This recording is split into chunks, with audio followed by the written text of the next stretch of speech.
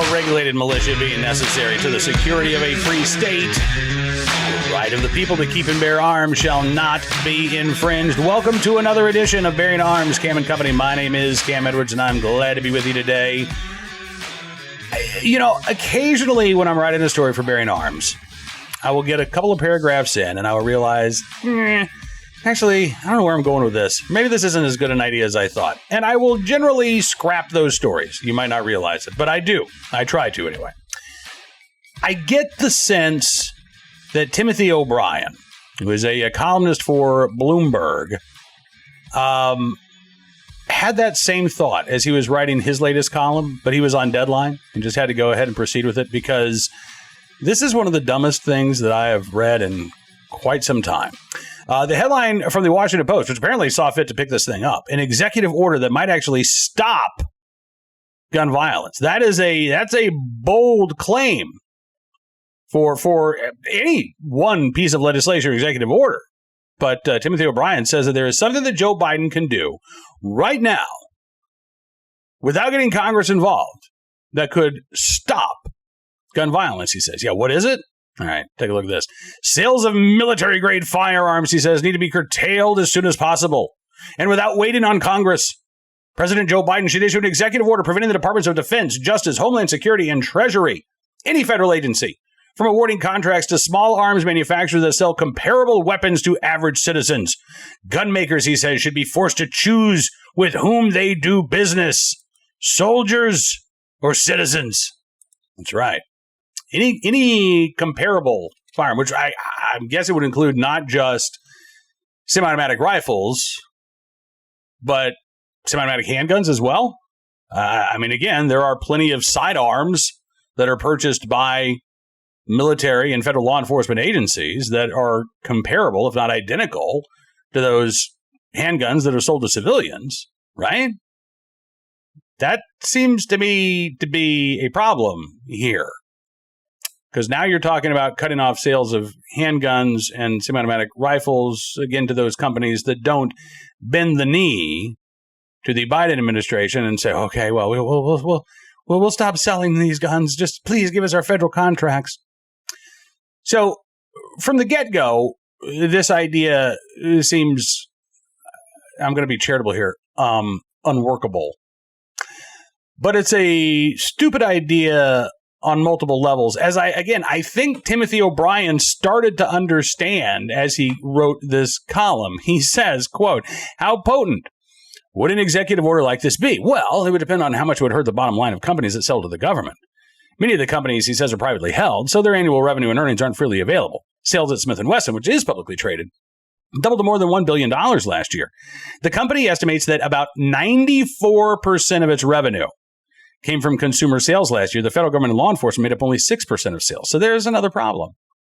Why would these companies say, to hell with the 94% of our customers, because we're going after that 6% of sales to federal law enforcement or the military? Doesn't make a lot of sense to me. And I think, again, it started to make less sense to Timothy O'Brien, who then tries to justify this by saying, well, in that context, here are a few takeaways from those figures. One, it should worry you that gun proliferation is so extensive that average consumers have more small arms than law enforcement and the military. No, it shouldn't worry you that the American people have more firearms than law enforcement and the military. That has been the case pretty much since the founding of this country. Right? In fact, I mean, go back and read what the founders said about the value of an armed citizenry. That's the underlying premise of why the founders felt like the Second Amendment was so important, to serve as a check on tyranny. If the people capable of bearing arms could serve as a check on a tyrannical government, or would serve as a check on the tyrannical government, then it was important that the people of the United States, unlike, by the way, the people of Europe, as James Madison wrote about in Federalist 46, maintain their ability to both keep and bear arms. But again, Timothy O'Brien writes for Bloomberg, so it's no surprise that he's, alarmed by the fact that, yes, 100 million or so Americans exercise their Second Amendment rights. The second problem that he has, he says, with the data showing that the vast majority of sales from gun companies are to consumers, is that, quote, gun makers might simply walk away from federal contracts if they're forced to make a choice. Yeah, we just kind of talked about that, didn't we? And 3, he says, sales aren't the only leverage the White House has with gun makers. That's another takeaway. Which, what? That's the whole basis of his big idea for an executive order, right? Is that, we're going to restrict your sales. You're not going to make as much money if you keep selling to civilians because we'll shut you out of the federal firearms market. O'Brien says, should gun makers forego government sales after an executive order, they would lose a valuable marketing partner. Handgun sales in the U.S. took off in the 1980s, in part because Beretta and Glock marketed their guns as the preferred weapons of the military and police departments. Fetishizing guns as the tools of warriors and sheriffs has proved to be a wildly successful marketing strategy for gun makers. Visits to their website show how much military bravado is still central to their messaging. Would they want to give up their marketing mojo and lose a chunk of sales if the federal government walked away from contracts? Again, I'm not sure Timothy O'Brien understands what it is that he's actually calling for. Because if the gun makers can't sell comparable models of firearms to what is purchased by the federal government, then they're not going to be marketing those handguns to consumers either. Because again, many of those guns are comparable to the sidearms that are already in use by the federal government. So again, his argument just falls apart. And I think, again, by this point, Timothy O'Brien understood that.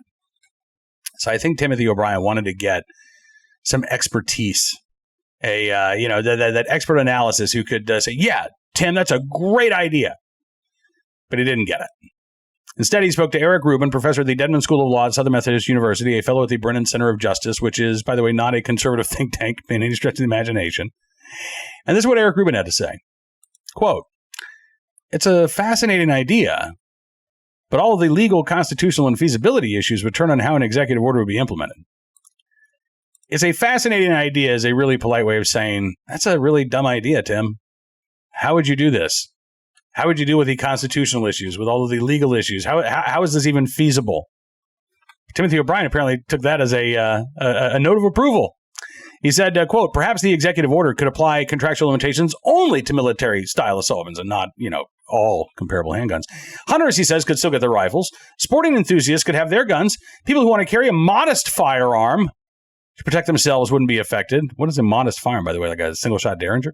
The police could still get the firepower they need, but potential mass shooters wouldn't have access to the kind of weapon used at Uvalde and other horrific crime scenes, which, no, none of that is true. Hunters, many of them, do use modern sporting rifles. Sporting enthusiasts do own millions of the most popular rifles sold in the country today. Again, not sure what a modest firearm is, according to Tim, but the idea that even if gun manufacturers went along with this executive order, that AR-15s and modern sporting rifles would suddenly be unavailable to civilians, including those who might misuse them to commit a crime, is absurd. Because not every gun maker has a federal contract. In fact, most of them don't. So even if all of the major manufacturers went along with this executive order, which I don't think they would, but let's just say for the sake of argument that they all did, what about the hundreds, if not thousands, of gun makers across the United States who may not have as big a footprint as SIG or Glock or even Daniel Defense, but they're producing modern sporting rifles? How would they be impacted by this executive order at all? They wouldn't be. In fact, they would be, well, I shouldn't say they would not be impacted. They would be positively impacted. Because if the major manufacturer said, okay, we won't sell to civilians anymore, all these other companies would say, cool, we don't have any federal contracts. We're not covered under this executive order. Things are going to go on as normal. And by the way, we just increased our customer base. So thanks, Joe Biden. That's exactly what would happen. This is going to be really difficult for a guy like Timothy O'Brien to accept. In a nation with 100 million gun owners and with 400 million lawfully owned firearms and the right to both keep and bear them, there is no way No way that you are going to ban your way to safety. There is no way that a solution that focuses on reducing the supply of firearms to everybody is going to have the type of impact on the very small number of violent criminals in our society that actually targeting those violent criminals would have. Rather than wasting time trying to reduce the supply of firearms, again, a constitutionally protected item, we should be looking at ways to reduce demand among those who are most likely to criminally misuse them, right? And one of the best ways to do that, again, is to ensure that there are consequences for using a firearm in the commission of a crime. Started with an arrest, then going to a prosecution, then a conviction that amounts to more than a slap on the wrist. None of that, of course, Timothy O'Brien bothers to mention. He just has this absolutely bonkers idea that Biden can issue some executive order and all of a sudden, bloop, AR-15s disappear from the consumer market. Not going to happen, even if Biden were dumb enough to try to actually put an executive order like that into place. But again, I think this shows the sort of wishful thinking of the anti-gun lobby. And more importantly, it shows where their ultimate goal really lies. And that's not public safety, though they might think it is. It's a gun-free society. And the damage that would be done to this nation in their attempts to actually put that into effect, be far worse than the problem that they're seeking to address, quite frankly. But we do have issues with violent criminals. I'm not denying it. Every day on this program, we have the Recidivist Report, where we talk about a case of someone who got a sweetheart plea deal, despite lengthy run-ins with the law. It was the first story I wrote today at Bearing Arms. It's about the guy who killed 2 cops in El Monte, California, and the fact that convicted felon, arrested in 2020 with a gun, with ammunition, and with methamphetamine, and yet Los Angeles DA George Gascon's office allowed him to plea bargain down to felon in possession of a firearm with no prison time whatsoever. Could have gotten 3 years in a California prison. If Gascon had referred this case to federal court, he probably would have gotten closer to 5. Instead, I think he got 2 weeks, time served, basically, and then a couple of years probation. That was just last year. Yeah.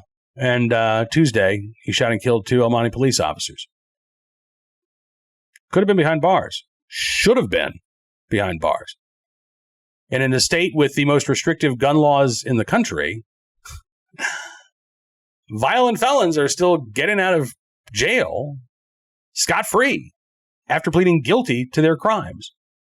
Gascon, by the way, still is calling for more gun control laws to be put on the books. Yeah, as ironic as that is. But that's not today's Recidivist Report, because it doesn't just happen in places like Los Angeles, and it doesn't just happen with Soros-supported prosecutors like George Gascon. Here's a story from Joplin, Missouri. Suspect in Joplin shooting and kidnapping granted probation. That's right, probation for a shooting and a kidnapping. Benjamin Bartlett, 22 years old. He was accused of firing a shotgun twice into a camper in Joplin back in December.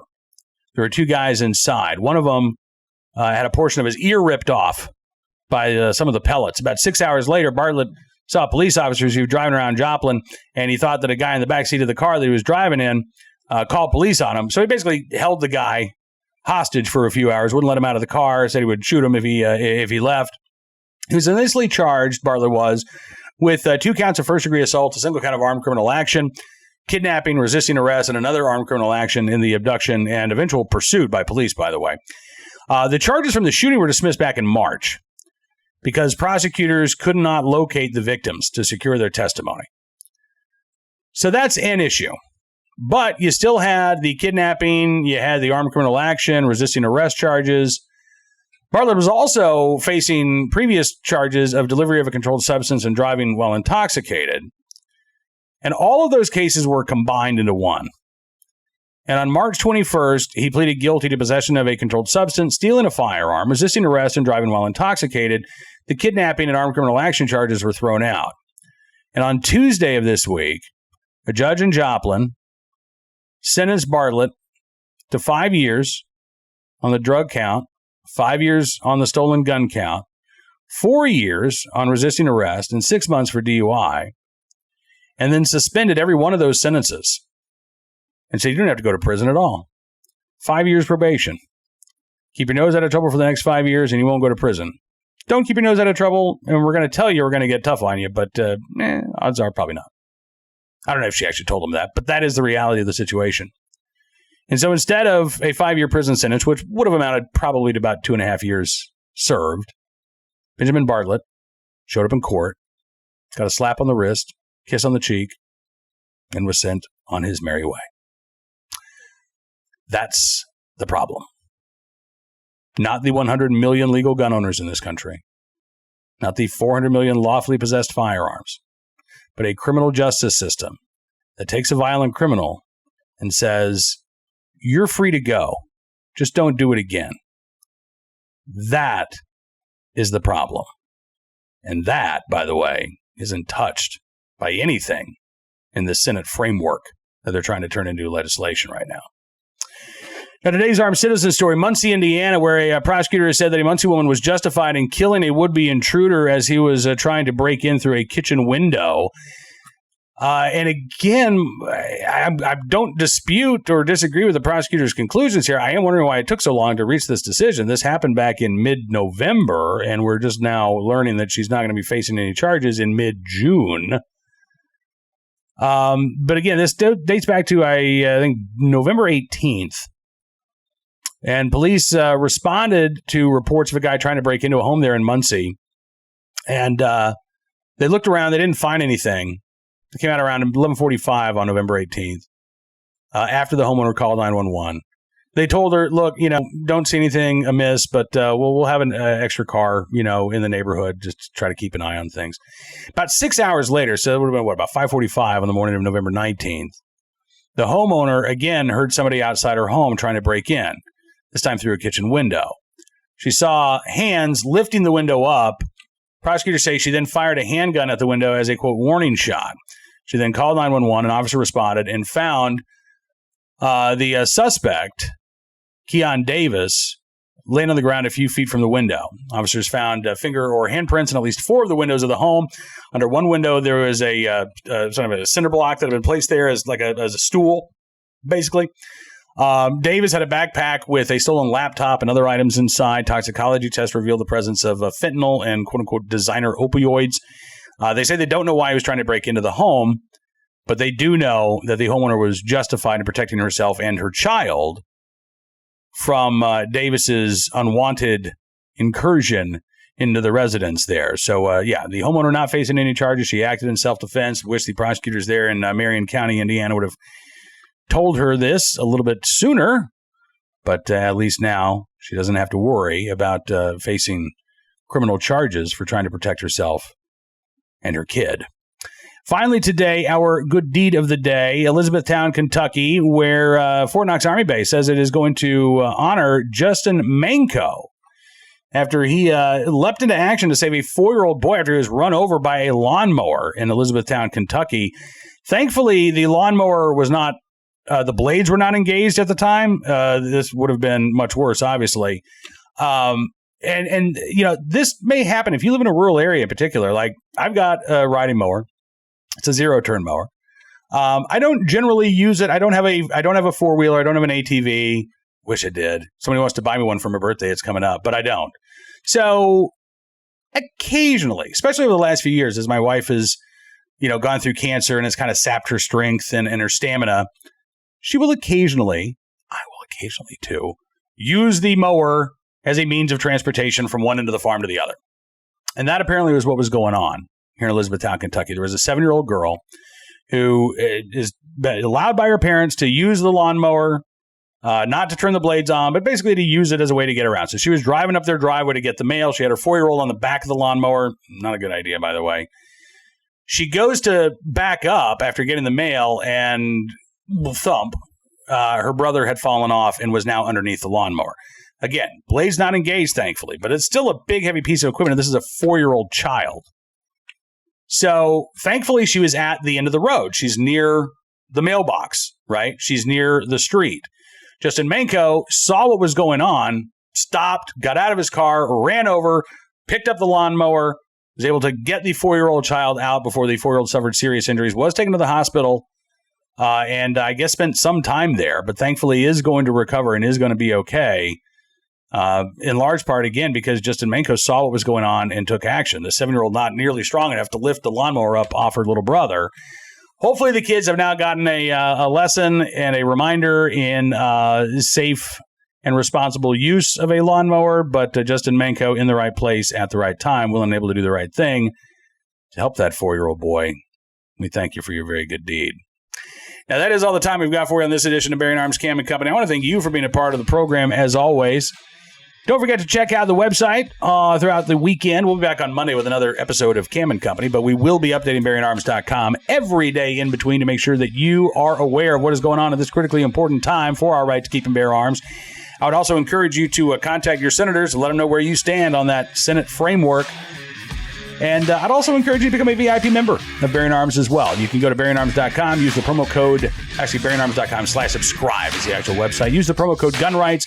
You can get a significant savings on your VIP membership. As our way of saying thanks for showing your support, we're going to give you exclusive content, news stories, analysis, stuff you won't find anywhere else because your support does matter and it really does make a difference. So thank you again.